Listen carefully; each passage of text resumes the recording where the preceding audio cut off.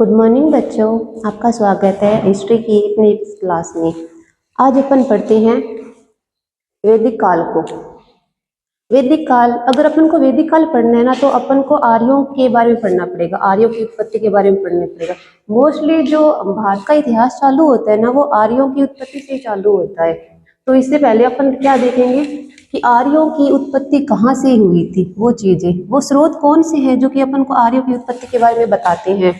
ऐसे जैसे कि यूरोप प्रदेश से आने वाले कुछ लेखक है, कुछ इतिहासकार हुए हैं जो अपन को बताते हैं कि ऐसे फलाना फलाना जगहों से जो है ना आर्यों की उत्पत्ति हुई थी। आर्य जो है ना जैसे यूरोप के देशों से आए थे या फिर भारत से ही उनकी उत्पत्ति हुई है, तो अपन को उन इतिहासकारों के नाम लिखने पड़ेंगे। जैसे अपन देखते हैं कि पी गाइल्स नाम का इतिहासकार हुआ था। पी गाइल्स, पी गाइल्स वो ये कहता है कि जो आर्य भारत में आए हैं ना वो मोस्टली कौन से देश से आए थे? हंगरी से आए थे। हंगरी, यूरोप में एक देश पड़ता है उसका नाम है हंगरी। हंगरी, हंगरी में एक नदी है उसका नाम है डैन्यूब नदी। डैन्यूब नदी। तो अपन को इतना तो पता ही है कि जो भी सभ्यताएं विकसित होती है, संस्कृति विकसित होती है, वो नदियों के किनारे विकसित होती है। तो डैन्यूब नदी से आर्य आए थे भारत में, ये बात कहता है कौन? पी गाइल्स कहता है, ठीक है। इसके अलावा एक दो इतिहासकार और है जो कि अपन को बताते हैं कि यूरोप के जो यूरोप महाद्वीप है उनके ही देश से ही उत्पत्ति हुई थी आर्यों की, जिसमें से अपन लिखते हैं कि इतिहासकार का नाम है पेनका, ठीक है। एक का नाम है हर्ट। ये लोग ये कहते हैं कि आर्य जो थे ना वो स्कैंडिनेविया से आए थे, स्कैंडिनेविया से आए थे भाई, ठीक है। इनका हो गया, अपन इनमें इनका देख लिया। अब एक इतिहासकार का नाम वो याद रख लेते हैं जो कि बताते हैं, गार्डन नाम है उस व्यक्ति का, गार्डन। वो ये कहते हैं कि आर्य जो थे ना वो रूस से आए थे भाई, रूस से आर्यों की उत्पत्ति को इन्होंने बताया है। आर्यों की उत्पत्ति बताइए इन्होंने, ठीक है। ये तो वो फॉरेन के इतिहासकार है जो कि बताते हैं कि आर्यों की उत्पत्ति यूरोप के देशों से ही हुई है। अब अपन भारत के संदर्भ में देखेंगे कि भारत के वो कौन से इतिहासकार है जो ये बताते हैं कि आर्य जो थे ना कोई कहीं बाहर से नहीं आए थे, मुख्य रूप से वो आर्य इधर से ही थे, अपने भारत के ही थे। तो इसमें अपन सबसे पहले नाम लिखेंगे, एक व्यक्ति का नाम है, उसका नाम है पंडित गंगानाथ, गंगानाथ झा, गंगानाथ झा। एक तो ये हो गए, दूसरा है अल्डी कल्ला, अल्डी कल्ला। तो इन दोनों ने अलग अलग जगह का नाम दिया है, अलग अलग जगह कौन सी है? जैसे गंगानाथ झा ने कहा है कि ब्रह्म ऋषि प्रदेश से, ये ब्रह्म ऋषि जो प्रदेश है ना उधर से उत्पत्ति हुई थी भैयारियों की, ठीक है। और जो अल्डी कल्ला है ना वो ये कहते हैं कि हिमालय जो प्रदेश है ना, जो कि उत्तर में अपना हिमालय है, जो अपनी सुरक्षा करता है एक प्रकार से, उधर से आर्यों की उत्पत्ति हुई है। हिमालय और थोड़ा बहुत कश्मीरी क्षेत्र,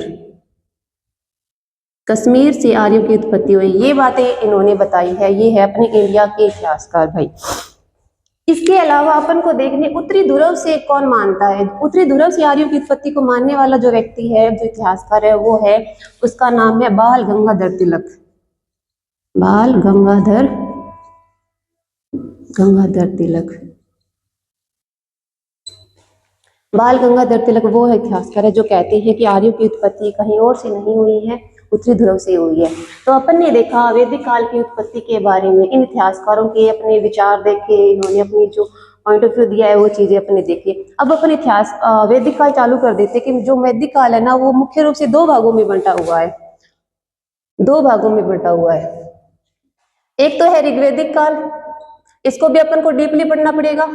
दूसरा आता है उत्तर वैदिक काल, उत्तर वैदिक काल, ठीक है। अब अपन को इतना पता होना चाहिए कि जो चीजें अपन पढ़ रहे हैं उसका टाइम पीरियड क्या रहा होगा, उसका टाइमिंग क्या रहा होगा। तो जो इस सब इतिहासकारों के एक प्रकार से बातों को सुनने के बाद में, उनका ओपिनियन लेने के बाद में जो एक रिजल्ट निकल के आता है इस टाइम का, तो वो टाइमिंग बताया गया है 1500 से लेके 1000 तक का टाइमिंग, 1000 ईस्वी पूर्व, ईस्वी पूर्व। ये है ऋग्वैदिक का समय, ऋग्वैदिक काल, ठीक है, अब अपन चालू करेंगे ऋग्वैदिक काल को। ऋग्वैदिक काल के समय कौन कौन सी व्यवस्थाएं, जैसे राजनीतिक व्यवस्था को भी पढ़ेंगे, उस टाइम की राजनीतिक सामाजिक व्यवस्था को पढ़ेंगे, अलग अलग व्यवस्थाओं को पढ़ेंगे, तभी अपन को इस कालों के बारे में पता चलेगा। एक बात पता होना चाहिए कि जब अपन पढ़ रहे हैं वैदिक काल को, तो वैदिक काल को जानने के लिए अपन को जो स्रोत बताते हैं, पुरातात्विक स्रोत कौन से हैं, उसमें पुरातात्विक स्रोतों में आता है ऋग्वेद के बारे में। तो अपन को ऋग्वेद का थोड़ा सा अनुभव होना चाहिए, ऋग्वेद के बारे में अपन को पढ़ना पड़ेगा। ऋग्वेद, अपन को पता है कि जो वेद है ना, उनकी संख्या भाई 4 है। ठीक है, वेदों की संख्या कितनी है? वेदों की संख्या 4 है। वेदों की संख्या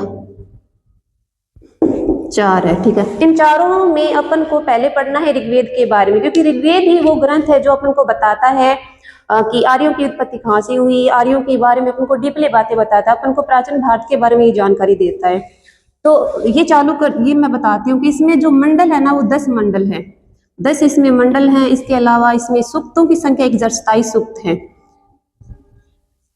ठीक है, 10 मंडल में अगर प्राचीनता की बात करें कि प्राचीन मंडल कौन से है, प्राचीन का मतलब पुराने मंडल कौन से, तो 2 से लेकर 7 तक के जो मंडल है वो प्राचीन मंडल है, और इसमें से एक पहला और 10वां मंडल है ना, वो नवीन मंडल है। उसकी रचना जो है ना बाद में की गई है, तब उनको नवीन मंडल कहा जाता है।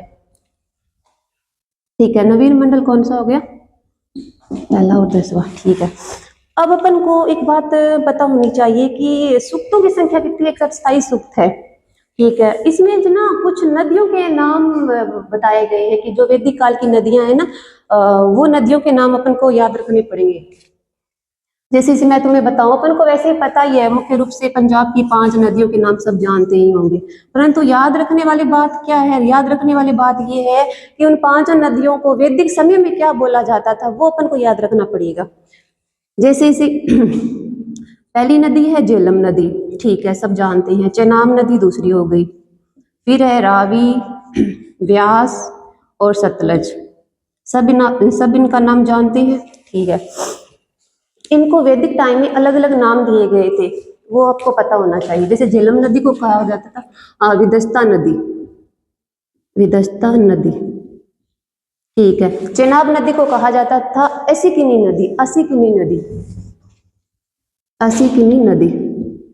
इसके अलावा रावी नदी का भी अलग नाम था, रावी नदी का नाम था पेरूसनी नदी, पेरूसनी नदी, पेरूसनी नदी। और ये पेरूसनी नदी वो नदी है जिस नदी के किनारे जो है था ना बहुत बड़ा युद्ध हुआ था, उस युद्ध को बोलते थे दशराज्य युद्ध। उसके बारे में अपन डीपली से पढ़ेंगे बाद में। एक बार के लिए सिर्फ युद्ध का नाम याद रख लो, उसका नाम था दशराज्य युद्ध, दशराज्य युद्ध। ये इस नदी के किनारे जो है था ना हुआ था। इसमें भरतजन का राजा था, उसका नाम था सुदास, वो जीता था इस युद्ध में। ठीक है, इनके नाम आसानी से याद हो जाएंगे। विपाशा नदी का नाम विपाशा याद हो जाएगा, व्यास नदी का नाम। इसके अलावा सतलज नदी का नाम हो गया भाई चतुर्थी नदी। ये कुछ नदियां हैं, मुख्य रूप से 5 नदियां हैं जो कि अपन को वैदिक टाइम में पढ़ने को मिलती है। वैदिक समय में ये नदियों के बारे में जो है ना ऋग्वेद में लिखा गया है नदियों के बारे में, और इनके नाम अलग अलग जरूर मिलते हैं, परंतु ये नदियां हैं अपने वही पंजाब वाली नदियां, पाकिस्तान के पंजाब वाली नदियां। ठीक है, ये चीजें अपने देख ली है। थोड़ा सा अपन इस दशराज्य युद्ध को पढ़ लेते हैं कि दशराज्य युद्ध जो था ना वो क्या था और किस चीज को लेके युद्ध हुआ था। क्योंकि अपन देखते हैं जो भी युद्ध होते हैं ना वो मुख्य रूप से जमीन को लेके होते हैं, जमीन को लेके होते हैं। कुछ उत्तराधिकारी संघर्ष वगैरह हुए थे इस टाइम पे, वो चीजें देखते हैं क्या हुआ था ऐसा।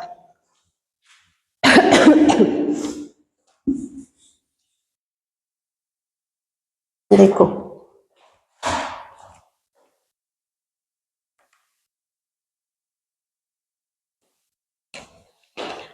ये उत्तरी भारत की बात है, उत्तराधिकारी संघर्ष चल रहा था उत्तर भारत में।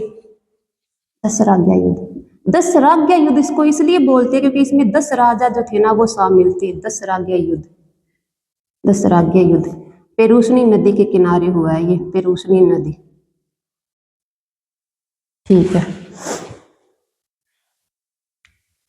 उत्तराधिकारी संघर्ष को लेके हुआ था। एक अलग अंदर की बात जो पता चलती है वो ये थी कि जो भरत जन था ना उस टाइम में काफी जन थे, छोटे मोटे कबीले जन थे। एक भरत जन था, उसका राजा था, उसका नाम था सुदास। तो सुदास ने क्या किया था ना कि उसका पहले पुरोहित था विश्वामित्र नाम का, तो उसने विश्वामित्र को जो था ना उसको मतलब प्रायोरिटी देने की तुलना में, मतलब उसको पुरोहित नियुक्त करने की तुलना में उसको एक प्रकार से हटा दिया था अपने दरबार से। उसकी जगह एक अलग गुरु था वशिष्ठ नाम का, उसको जो है ना अपना पुरोहित नियुक्त किया था, गुरु वशिष्ठ नाम के व्यक्ति को, गुरु वशिष्ठ को, इसको अपना पुरोहित नियुक्त किया था। और जो विपक्ष में था ना 10 राजा थे, 10 राजा, उन 10 राजाओं का नेतृत्व किया था विश्वामित्र ने, क्योंकि वो यहाँ से रुष्ट होकर चला गया था, उसको यहाँ पे एक प्रकार से अपमानित किया गया था, अच्छी इज्जत सम्मान, उसको मान सम्मान नहीं मिला था, तो वो फिर 10 राजाओं के साथ जाके मिल जाएगा और उनका यहाँ पे गुरु विश्वामित्र जो है ना इनका सामना करेगा। विश्वामित्र ये खड़ा होगा राजा सुदास के सामने। तो ये दसरा के युद्ध हुआ था, इतना याद रखना अपन को कि इनके बीच हुआ है। और इसमें जीत किसकी हुई थी? तो इसमें जीत हुई थी राजा सुदास की। बस इतनी चीजें अपन को यहाँ पे याद रखनी पड़ेगी। इसके बाद में अपन थोड़ा सा ऋग्वेदिक समय जो है ना उसका अपन देखेंगे, राजनीतिक व्यवस्था को। राजनीतिक व्यवस्था यहाँ की कैसी थी, क्या राजा थे, राजा के कोई मंत्री भी थे, वो चीजें अपन को देखनी पड़ेगी, क्योंकि इन्हीं से जो है ना इस टाइम की व्यवस्थाओं के बारे में पता चलेगा।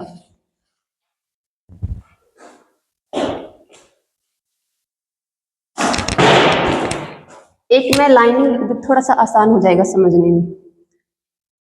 कुल, विष और ये है जन, फिर बनेगा राष्ट्र। ये कमर्शियल लाइन है, ये चीजें याद रख लेना, समझने में आसानी होगी। देखो अपन को पता है आज भी थोड़ा बहुत यही है कि मुख्य रूप से जो परिवार होता है, परिवार का मुखिया जो है ना पिता होता है। अगर पिता घर में नहीं है तो भाई बड़ा भाई होगा, जो कि ऑलमोस्ट डिसीजन घर के सारे वही लेगा, चाहे वो घर के अंदर के मामले हो चाहे वो घर के बाहर के मामले हो। घर का बड़ा भाई है वही डिसीजन लेगा। औरतों को डिसीजन की जो होती है, डिसीजन में उनको प्रायोरिटी नहीं दी जाती है। तो यही बात वैदिक समय में थी कि घर का जो बड़ा लड़का है वही, चाहे वो पिता हो चाहे वो घर का बड़ा लड़का हो, वही डिसीजन मेकिंग करेगा भाई, ये बात थी। तो कुल का मतलब यहाँ से परिवार से है, कुल को एक प्रकार से परिवार भी बोलते हैं। कि सबसे छोटी इकाई थी ना एक राज्य के अंदर, सबसे छोटी इकाई वो परिवार थी, परिवार उसको कुल भी बोलते हैं। और जो परिवार को चलाता था ना उसको कुलप बोला गया था, कुलप। अब वो कुलप कोई भी हो सकता था, जैसा कि मैं बता चुकी हूँ, घर का पिता भी हो सकता था कुलप, घर का बड़ा बेटा भी कुलप हो सकता था, ये बात है। इसके बाद में आता है विश्व। विश्व एक ऐसी इकाई है जो कि एक प्रकार से एक कई परिवारों को जोड़कर जो है ना ये विश्व इकाई बनती थी। कई परिवारों को जोड़कर या कई कुलपों को जोड़कर ये इकाई बनती थी, उसको कहते थे विश्व। और ये जो विश्व इकाई थी ना इसका जो अधिकारी होता था, इसका जो मुखिया होता था ना वो होता था विश्वपति। विश्वपति, ये बात है। देखो वैसे तो जन और राष्ट्र दोनों एक ही चीजें हैं, परंतु कहीं कहीं पर जो है ना जन को अलग बताया गया है और राष्ट्र को अलग बताया गया है। एक संहिता है ऋग्वेद की, उस संहिता में जो है ना एक बात कही गई है कि जो राजा था ना, जैसे कि अपन देखते हैं राजा, उसे नीचे की इकाई राजन होता था, राजन। तो ये दो इकाइयां थी। अपन को डाइवर्ट नहीं होना, अपन को थोड़ा सा इनमें बहुत इजी लैंग्वेज में समझते चलते जाना है, ठीक है। बहुत ही आसान लैंग्वेज में समझा रही हूँ मैं। देखो अपन ने क्या देखा है कि एक राज्य है, राज्य के अंदर जो परिवार है ना, परिवार को क्या कहा गया, कुलप कहा गया, ठीक है।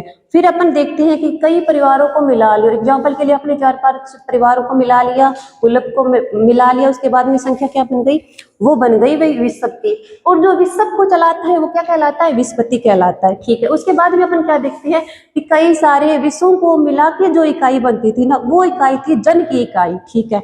जन को यहाँ मुख्य रूप से राष्ट्र भी बोल सकते हैं, जन को राष्ट्र भी बोल सकते हैं, उसको राज्य भी बोल सकते हैं, बातें एक ही है, शब्द भले ही अलग अलग मिलते हुए।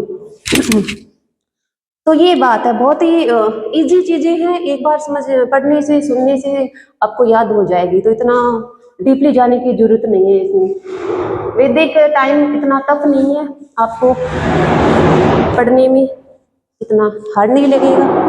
तो यहीं तक था आज का टॉपिक। बाकी का टॉपिक अपन कल चालू करेंगे। Thank you.